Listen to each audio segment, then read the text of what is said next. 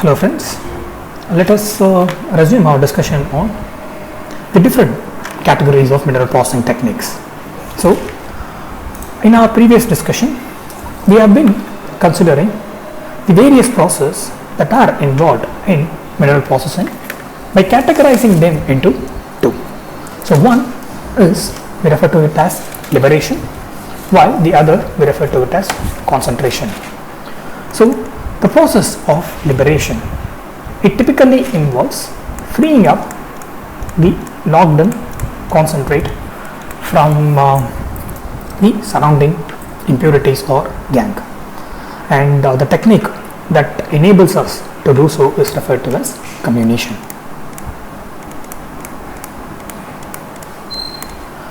The other category of mineral processing technique, we refer to it as concentration.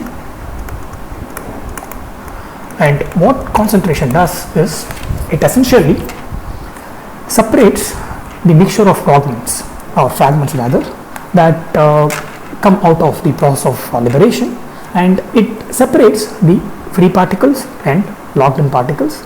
Free particles particularly, it separates it into the concentrate, that is a desired mineral, and the gangue that needs to be discarded or tailings, and finally the middlings that comprise of both gangue and the concentrate of the desired mineral. So, unlike liberation, we saw that the process of concentration, it can be carried out through different techniques. So, we saw in the previous lectures and even some before that, the overall process chain that is involved during mineral processing, it combines both the liberation and concentration together. It is not that liberation happens exclusively and then concentration happens exclusively. It's not like that. It combines both liberation and concentration. So it happens liberation, concentration, and so on and so forth. It's subsequently it accommodates both liberation and concentration, the overall process chain.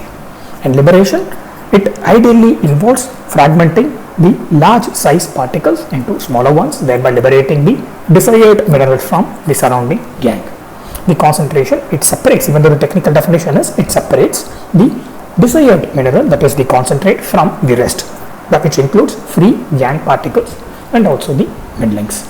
And since the approach is more or less the same, we are adopting essentially we will be extending the concentration approach in order to extend or in order to separate the middlings from the gangue.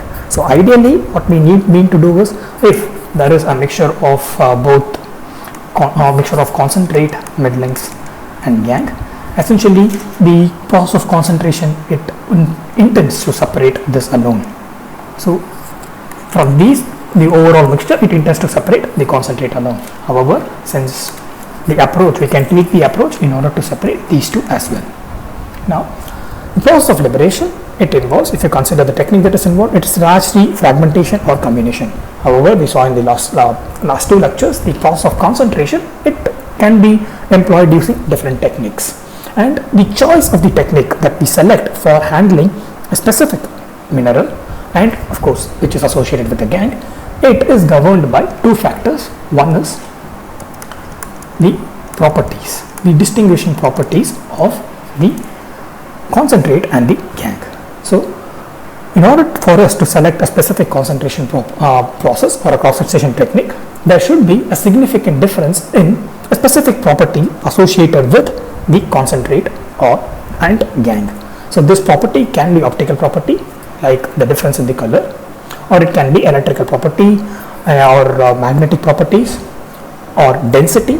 And also one of the other factors that we consider is the chemical composition, and this allows us to rather manipulate the surface of the concentrate and the gangue differently.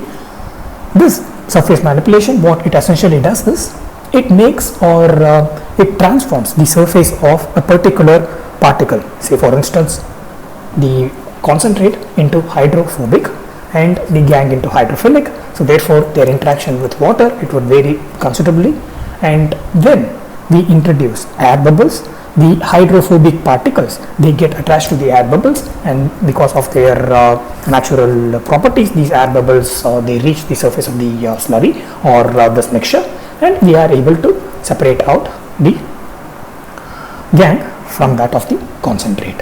Now in addition to this, we saw the size play a major role. The size of the fragments, they play a major role. Even though properties, they govern the difference in the properties between gangue and the concentrate, they help us, or they primarily dictate which technique to adapt. The size also play an additional role. You cannot ignore the influence of the size while selecting a specific technique for the concentration.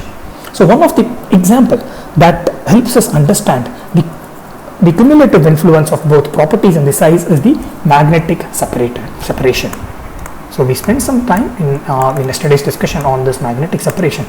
So what essentially happens in magnetic separation is the magnetic separation rate is principally governed by the difference in the magnetic behavior of gangue and the concentrate. So when the magnetic behavior of, let us assume a condition, so say the magnetic behavior of the concentrate is very active. It is high when compared to that of the gangue. So therefore, since the magnetic behavior of the concentrate is highly magnetic, so let us assume a case. So the concentrate is highly magnetic. So it is highly magnetic. Now what essentially we are doing is, so this is magnetic. So in such a case, when compared to that of the gangue, so in such a case, all that we need is a low intensity separators. So let us consider a case. In that case, the concentrate is highly magnetic. So since it is highly magnetic, all we need is low intensity separators. Because of the low intensity separators, they introduce a weak field, and despite the weak field, since the concentrate is highly magnetic, it gets separated to one end. So what essentially happens is that, say assuming, let us consider a schematic example. So you have say you create such a magnetic setup, and you create a magnetic environment. You have a mixture of the concentrate, let us assume in black, and the gangue, the tailings in red. So what essentially happens is, even though so let us assume it to be somewhere located here, the combined mixture is located here. So even though we are introducing a low magnetic field through this low intensity separators, so we are introducing this low intensity separators here, and even though the magnetic field is low, because the concentrate is highly magnetic, you would observe that these black particles will move towards one end. Again, this is a schematic representation. It will move towards one end. Now we consider the same combination of the concentrate and the gangue. Now only thing that has changed is the particle size has reduced. So the particle size has considerably reduced, and what now we have is, we have a significant portion of the concentrate that are being surrounded, a rather relatively low portion of concentrate that are being surrounded by significant portion of the gangue. So essentially, when you consider the mixture, because the gangue that surrounds the mineral is higher, correspondingly the fragments, when you consider the mixture, in that mixture the impurities will also be higher. Now we are attempting to separate it, and the only thing that has changed in case 2 is that the size is reduced, but the mineral continues to be active even in the low magnetic field. So when you now impose the same or introduce the same low intensity magnetic separators and impose a low magnetic field, even though it is expected that, because it depends on the properties, it is expected that these particles should come to one end, thereby allowing us to separate.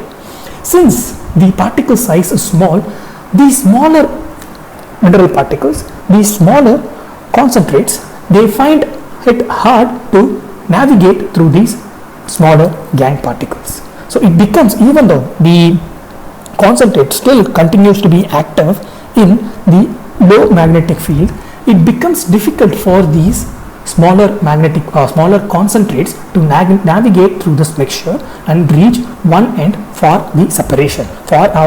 For the ease of separation, it becomes really difficult for us. So it rather gets trapped here, and only few of these smaller particles, they reach one end for separation. So the degree of separation, the amount of separation that is possible for us, becomes rather restricted when the amount of particles or the size of the particles is reduced, because they are trapped. So in that case, because when you reduce the size of the particles, because even though being active in the low magnetic field, it becomes difficult for the smaller particle to reach one end or to sufficiently move away from the tailings for us to have for us to separate these concentrate.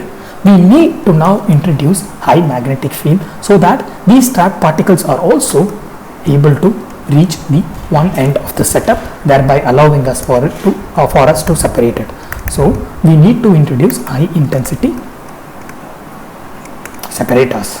So when you introduce an high intensity separators, now you replace you get rid of this low intensity separators, and now you introduce high intensity separators. Now these trapped particles, they become even more active, and then you are able to achieve the sufficient separation between the gangue and the concentrate, and these can be then separated from the mixture. So this is the primary reason why while choosing the specific concentration technique, we need to be also consider the size of these particles. Again, the reason size comes into play is because the reason or one need to consider the size is because the comminution rarely gives you a uniformly sized mixture. So in case of comminution, what we essentially have is there are not just one stage of comminution but several stages of comminution. We keep on feeding the middlings back into the comminution. So often the end product of comminution, which we refer to as yield, does not comprise of particles of the similar size. The particles vary in sizes. So when we decide which concentration technique to use, then we have to be aware of what is the size of the particles that we are dealing with. So this is something that we need to consider while discussing or while assessing the different concentration techniques that are available to us. So again, this is just the recap of what we have seen in the previous lecture.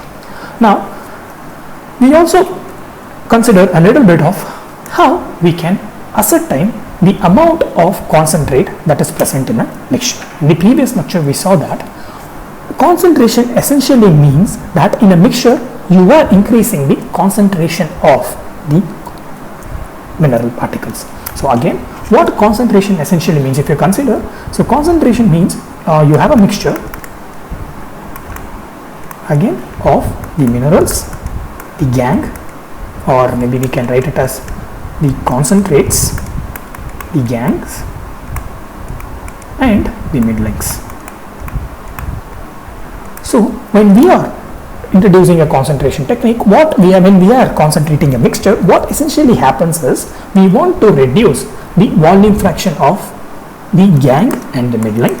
So we want to reduce the volume fraction of the gangue and the middling, and we want to increase the fraction of the concentrate. So essentially what we want to do is, supposing initially you have say 20 particles, 20 fragments of concentrate, and say 30 fragments of gangue and 50 fragments of middling. Now the overall fraction of the overall percentage of the concentrate so far is 20%. Now we can increase the percentage of concentrate by either reducing these two or by increasing this. So there are two ways of increasing the percentage of concentrate in the mixture. That is, one way is either reducing the amount of gangue and middling, that is separating the gangue and middling, or increasing the concentrate. But increasing the concentrate is not in our playbook. We don't want to do that because that means we are taking the concentrate from somewhere else and introducing here. That is not what we are doing in the case of concentration. So concentration essentially involves reducing the percentage of gangue and middling. So essentially we are raising the concentration of minerals. So we are raising the concentration of minerals, rising or increasing the concentration of minerals in the mixture, and this we are doing by removing the gangue and the middling. So the middlings that are not necessary to removing the middling means we are taking it to the subsequent comminution, and other mid links that are not that can be classified as free gang, we are totally removing it. So that is what we mean by reducing the percentage of mid link. Mid link, either we are taking it and considering it for subsequent comminution, or we are categorizing it with gang and then discarding it. So that is what we mean by reducing the percentage of gang and mid link. So by reducing the percentage of gang and mid link, you are ideally increasing the concentration of the minerals in the mixture. So that is what is happening in the process of concentration. In the process of concentration, we are increasing the concentration of the minerals, so or mineral associated particles. So when you have other particles, you are reducing the particles that are associated with gang and the gang related mid links. Now when we do that, we need to ascertain what is the fraction of the concentrate that are present in the mixture. We need to know what is the percentage of concentrate when we are doing this, when we are eventually or gradually removing the gang and mid link through subsequent concentration technique. We need to know what is the percentage of minerals that are present in this mixture. So in order to do that, we combine both a theoretical and an experimental observation in order to ascertain that. So the theoretical part gives you a framework wherein you can impose your experimental observation and understand what is the concentration of the minerals in the mixture. So the theoretical part, it helps us gain an understanding of what would be the property of this mixture. So we can see that, or based on our understanding of what minerals are, we know that concentration and gang, or concentration, gang, they both have specific chemical composition. These both are minerals. One is desirable to us and other is we treat as impurities. Again, it is subjective. In this case, we treat it as impurities, but both these are minerals and they have specific chemical composition.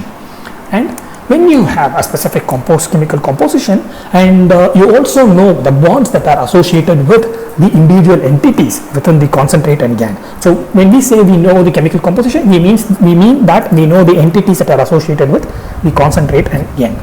When we know the entities that are associated with this concentrate and gang, what essentially we know is how they are bonded with each other. So that means we are able to, in a way, reasonably guess or reasonably estimate the electrical property. And also, since we know the entities, we will also be able to estimate the magnetic properties, because if you could recollect the magnetic properties, it depends on the electronic configuration of the entities. If we consider the different spins and how these spins balances and how the different magnetic properties correspondingly vary, that we consider during our discussion of the properties of minerals. Now, similarly, when we considered the different bonds, certain bonds were associated with free electrons, thereby rendering us a good electrical conductivity. So, when we know the chemical composition, we are able to estimate, or we are able to understand the bonds associated with them, and correspondingly we are able to estimate the electronic properties or electrical properties. And the same goes for the magnetic properties. And again, based on our previous experience with this concentrate and gang, we have some knowledge about its density. So what essentially we have is, we know when the properties of pure gang, and we know the properties of pure concentration, or pure concentrate. We know the properties of the pure mineral that we are interested in, and we know the properties of the pure gang that we want to discard. So essentially, if you consider the mixture as a spectrum, so at one end you would have your gang, and at the other end you would have our concentrate, that is the desired mineral. And supposing if I confine my understanding to one of the universal technique, that is electrostatic separation, and this is possible because of the significant difference in the electrical conductivity. So what essentially I know is what is the electrical conductivity of gang and what is the electrical conductivity of the concentrate. So if I plot the property versus the percentage of concentrate. So if I plot that in x and y axis, so we have one variable that we are able to calculate from the mixture. So you have a mixture that combines both gang and concentrate and also a certain amount of mid links. So in that case, I can, based on this mixture, from this mixture, I will be able to calculate the property associated with the mixture. So this property, let us assume it to be electrical conductivity. And now this is something that we are able to measure, and based on this measurement that we get, this measured value, we need to calculate what is the percentage of concentrate that is associated with this mixture. Now, in order to do that, we have to consider, we already know, we have calculated, or based on our understanding of the chemical composition of the gangue, we know that the gangue, because there is a significant difference in the gangue or electrical conductivity of the gangue and concentrate, or the mineral that we are interested in, and therefore we are adopting this electrostatic separation technique. So gangue, in its purest form, the impurities in its purest form will have the lowest electrical conductivity. So let us assume it to be here, and the concentrate, because of the difference in the electrical conductivity, will have its value here. And now we can, in a laboratory setting, we can consider different combinations of gangue and concentrate. We can take a simple sample, a small sample, and play around with the values of the different. We can consider different mixture. We can play around with the different percentage of gangue and concentrate, and calculate the electrical conductivity of this different mixture. So we have here the pure gangue. So this is, in this axis we have percentage of concentrate. When we consider a pure gangue here, so it should be 0. So when you consider a pure gangue here, it should be 0% of concentrate. And if you consider the completely pure mixture or pure fragments of the concentrate, then it will be 100%. So your starting point for the y-axis means the 0 here. It means that there is absolutely no minerals in the mixture. So the entire mixture comprises of gangue, and 100% means in the mixture there is no gangue or mingling. It is comprising of the minerals, desired minerals alone. And these values is known to us, and we can create 2 points here and here. So the starting point, say A, and the ending point B. So there are 2 values that are known to us, that is the electrical conductivity of the pure gangue, the electrical conductivity of the pure mineral, and we also know the corresponding Y values. That is, when you have pure gangue, then the corresponding Y value is 0, that is the percentage of concentrate is 0. When the fragments it entirely comprises of the concentrate, the value Y value is 100, and we can have now essentially 2 points. So these 2 points here are these 2 points, that is A, and the other point, that is here B. Now we can carry out some laboratory experiments to understand.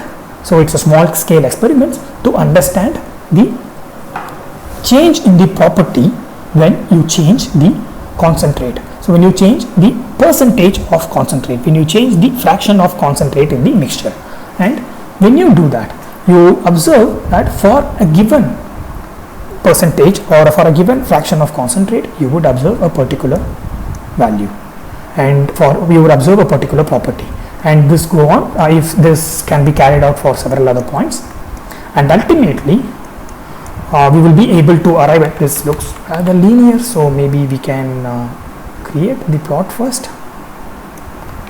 So you will be able to arrive at a curve, or rather something like this. This is again a schematics, and we will be able to arrive at the curve by individually experimenting and understanding what is the corresponding property of a given mixture with varying concentration of the desired mineral. So we can carry out, say, these many sets of experiments in the laboratory settings.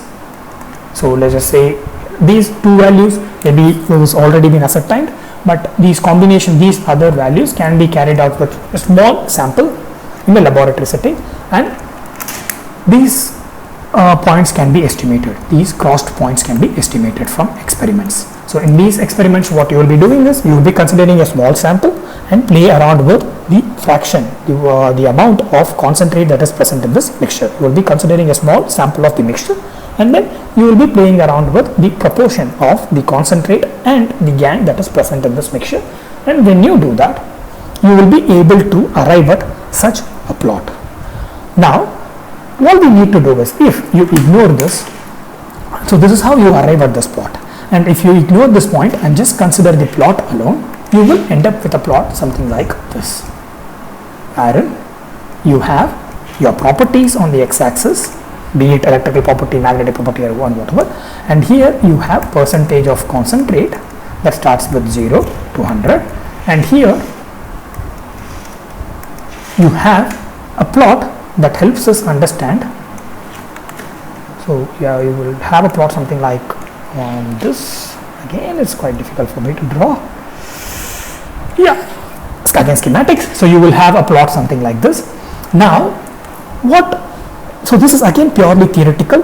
So this is the theoretical component of our assessing the property associated with the mixture. So this is, we have not yet considered an industrial scale. All we have been doing is we have been doing some small scale experimental laboratory experiments, and then we have arrived at a plot like this. So we began here and we have arrived at a plot like this. So for a combination of a mineral and gangue, we have arrived at a plot like this by doing few theoretical studies and few experimental studies. So what we have done is we have considered pure gangue and pure mineral, and based on that we have estimated the properties. So that gives us point A and point B, and then we have considered a small sample within a laboratory setting, and then played around with the different concentration, and then found out the corresponding property associated with the mixture. So we consider the mixture of that combines minerals and gangue. We played around with the portion or the fraction of mineral, and then we estimated the corresponding property, and we were able to arrive at the red plot here.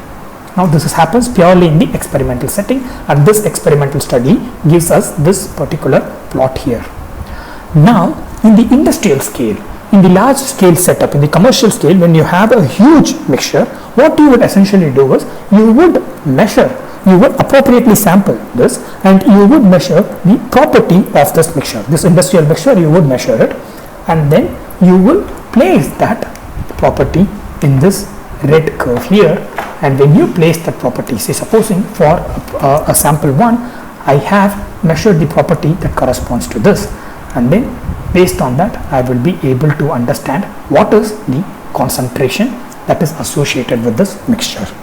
So you begin with a theoretical study, you build this plot here, this critical plot here, that helps us understand the amount of concentrate that is present in the mixture. So once you have arrived at this plot here for a combination of minerals and gangue, then you go to your industrial setting, you go to the yield that is rendered by the comminution and the industrial scale, and you introduce concentration, and you take the output of the concentration, and from that you appropriately sample out the mixture and study its property, and that property you will place it in this red line. So first property, when you do this, the first instance, it will be you place that property that you have measured in the first case along this red line, and then from that point you will be dropping a straight horizontal line, which helps you understand what is the concentration C1, what is the concentration of this mineral in this mixture. Now after subsequent concentration techniques, now that you have seen the concentration of the mineral in this mixture is quite low, then you will impose additional concentration technique to the mixture, and then you continue to measure its property, and then you would observe that the property has now increased towards or it has just climbed up along this plot here, and now the properties are reached here after adopting a concentration technique. And now when you consider the concentration, you could see the amount of concentrate that is present in the mixture has increased. So now we end up having C2 that is greater than C1, and what we have not done is we have not looked closely into the mixture, and then we have separated it, and then we have weighed it to understand what is the percentage of the desired mineral. We have not done it. We have, by measuring the property in the industrial scale, and then relating it to the theoretical plot that we have gained through some experiments, we are now able to understand what is the percentage of concentrate that is present in a given mixture. So this is how largely the amount of mineral that is present in a mixture is estimated. So since this particular plot, so the way we arrive at this particular plot, it involves both experiments and theoretical approach. The theoretical approach is constructing this particular plot, that is the red line within the given framework. So we have a curve within the particular x and y axis. So this is done in the laboratory setting with few manageable samples, and this purely is from the laboratory setting, purely from the theoretical part. And from the theoretical, both again theory and also in the research or the laboratory setting, once we are able to arrive at this curve here, then you consider or you take this curve to the industrial setting, and there you measure the mixture of your concentrate and also your gangue, measure its property, place this property in the curve, and then thereby estimate the concentration of the desired minerals in the mixture. Now, since what we are essentially studying in this plot is the amount of concentration of the desired mineral in the mixture, and since based on it we would like to increase the amount of concentrate in the mixture, these are referred to as the performance plot or efficiency plot. Now essentially the purpose of doing this particular study, the purpose of considering the particular plot is because we want to see how much or how efficiently has the process of concentration worked. So the reason we are considering this study is because we consider a mixture that comes out of the process of comminution, and now we impose a concentration technique. So concentration technique ideally should increase the amount of concentrate that is present in the mixture. Now, in order to know that because of the concentration technique we have increased the percentage of the desired mineral in the mixture, we do this study or we consider this plot here. So essentially what we are studying using the plot is the efficiency of the concentration technique we have adopted, the performance of the concentration technique we have adopted. So therefore this particular plot is referred to as the performance or the efficiency plot. So in order to understand the percentage or the amount of concentrate that is present in the mixture, we need to know or we need to have access to this performance or efficiency plot. So in the skeletal form of the performance or the efficiency plot, it comprises of an x and the y axis, and in the x axis you have the properties of the properties that can be measured or that is associated with the mixture, and on the y axis you have the concentration of the desired mineral. Now that is how the skeleton of this performance or the efficiency plot looks like. Now the reason we consider the x axis to be the property is because it is the variable that is measured on the industrial scale. When you use this particular performance plot on the industrial scale to find the amount of mineral associated with your mixture, then what essentially you are measuring is, the only aspect you are measuring is the properties of the mixture, and from the property of the mixture that you have measured on the industrial scale, you are then relating it back to the percentage of mineral that is associated with the mixture. So this efficiency or performance plot, it helps us understand or reasonably estimate the amount of concentrate that is present in a mixture. Now one question that we have not considered, or one category of minerals that we have not considered so far, is the middlings. So in order to arrive at this point A and B, we have just considered pure concentrate that is related to point B, and pure gangue that is related to point A. Now we have not considered the middlings. So if you include the middlings in the mixture as well, if you consider theoretically the middlings in the mixture as well, since even in the middlings the chemical composition of the minerals, that is the concentrate and the gangue are the same, the relative property is also going to be the same. Let me repeat. So far we have considered we began our discussion with purely gangue and purely mineral particle, and in order to arrive at this theoretical plot, in order to arrive at this theoretical efficiency or performance plot, we just consider the combination of minerals and gangues, played around with the different volume fractions of minerals and gangue in order to arrive at this performance or the efficiency plot. Now once we have arrived at, when we are treating the actual physical industrial mixture, this actual physical industrial mixture, it predominantly comprises of middlings. Now how can we then rather relate one setting which just considers the combination of just concentrate and gangue, and the actual setting wherein you have a significant portion of middlings? How can we rather relate these two? How can we rather compromise with these two differences?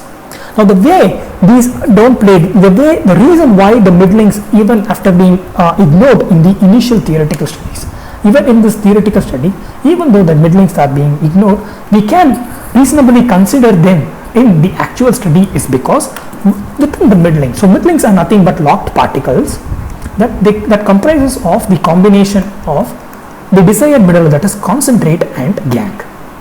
Now even though these are locked particles, the properties that are associated with the minerals and the gangue, they are going to remain the same. They are going to remain the same because the chemical composition is same even within the locked particle.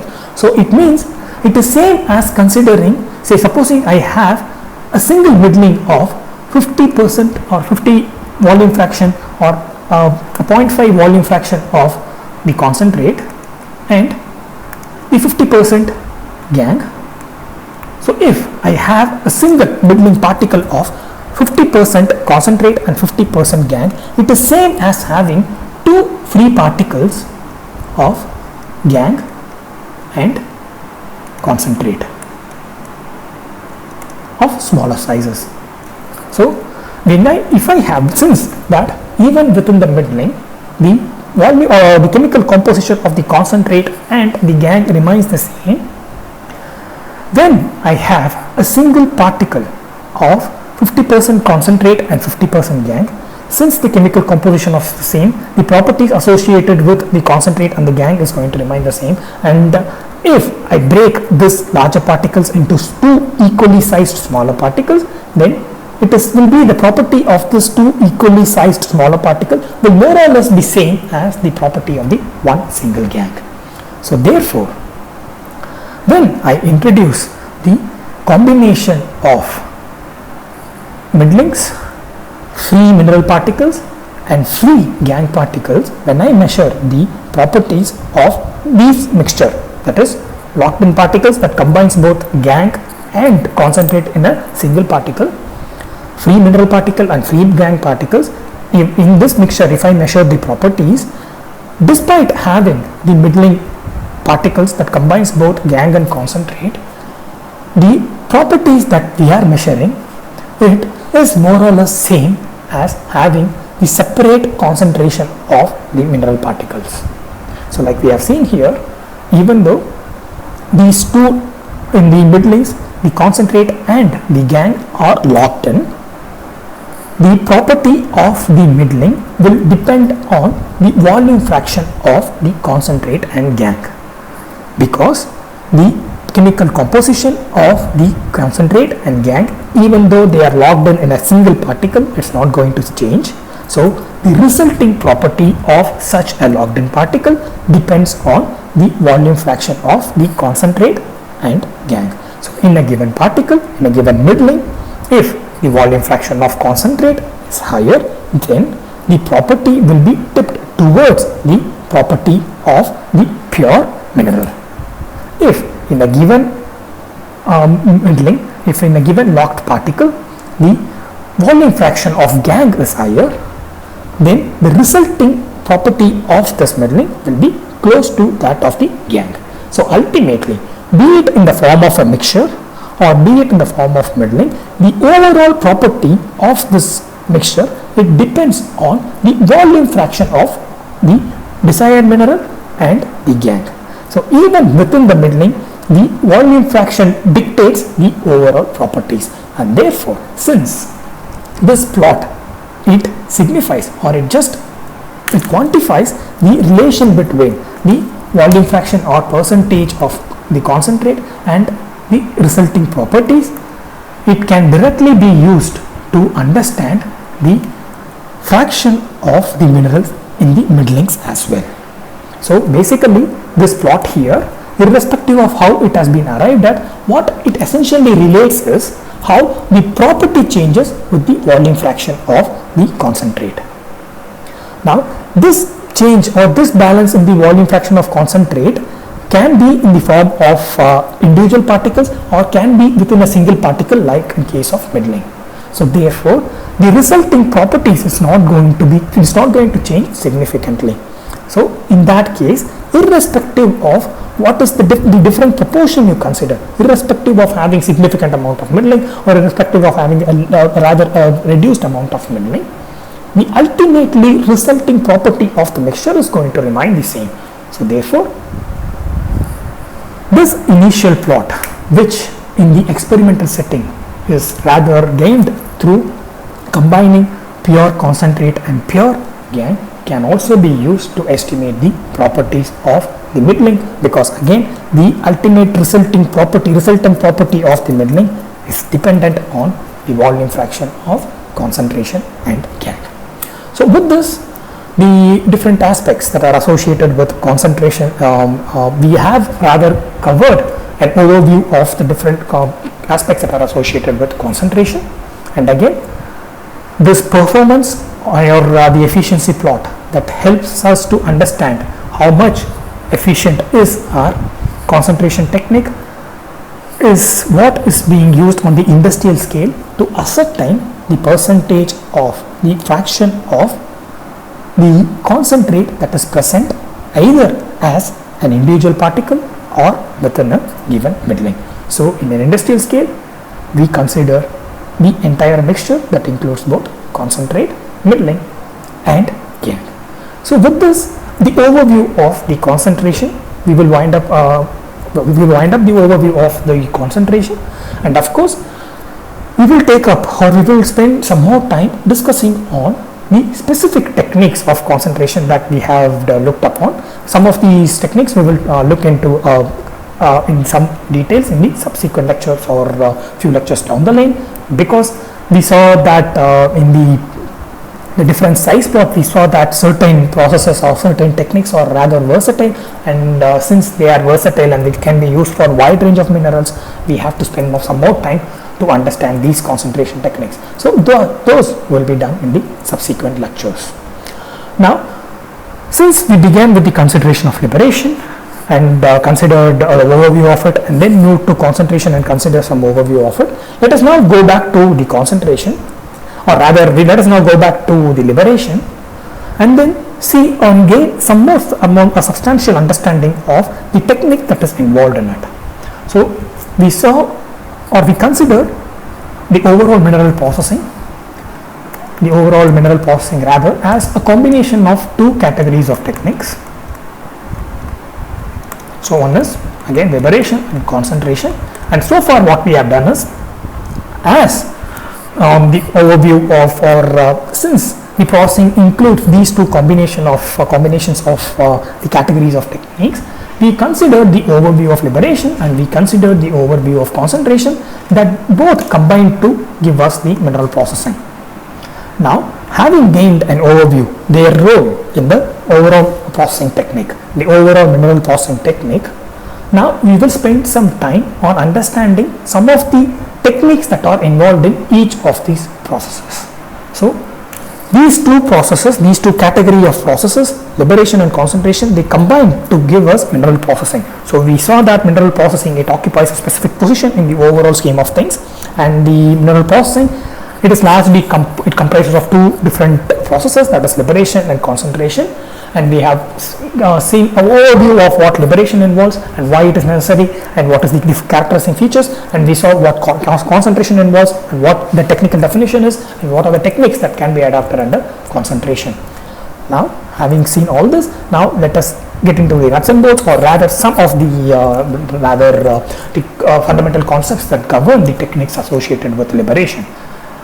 Now, we saw even moments before in this lecture that unlike concentration, the liberation largely or primarily uses one technique for liberating or freeing the locked in mineral from the impurities of gangue, and this is nothing but comminution, which fundamentally liberates the locked in minerals or the locked in concentrate by fragmenting a larger particle into smaller fragments. So often all through this lecture we have been using this term larger particles. So what in order to define the process of comminution, or in order to define the comminution, we say, okay, we are breaking down a larger mineral particle into smaller fragments. That was what the term that we largely use in order to describe the process that is involved in comminution. Now, technically, this larger particle has a specific name. It is referred to as run of mine particle. So run of mine mineral particle, or run of mine mineral just particle, run of mine mineral particle, run of mine ore particle, or run of mine particle. So it is, let me write it more legibly, run of mine particles. So this is the large particles that we have considered. Like if you could recollect, we consider a large particle wherein our desired mineral was rather localized and found in a specific position, and we saw that okay, this is just a theoretical consideration, but in actuality your mineral distribution will be something like ill-defined, something like this, and it will be found in smaller pockets, something like this. So this we often refer to as, we have been referring to as the large particles, which is subjected to comminution. Now this, the technical name for it is run of mine particle, which is mentioned here, and this is what is fed into, or this is what is the input for the comminution. Again, the input we refer to it as feed. So this is what is the feed for the comminution. So in the subsequent lecture we will be considering some bit more details on the different, we will be attempting to gain some more understanding of this comminution. So as always, let us begin by gaining some understanding of the terminologies that are involved. So far we have been using the generic term large particle that is being fed into the process of comminution. This large particle, the technical term is run of mine particle, because it's like we have taken it out of the mine, it's like it has run out of the mine, so it is run of mine particles, and it is essentially being fed into this comminution for fragmentation. So with this introduction of what a run of mine particle is, I would like to wind this lecture up, and in the subsequent lecture we will begin considering the different theoretical concepts that are associated with comminution. Goodbye.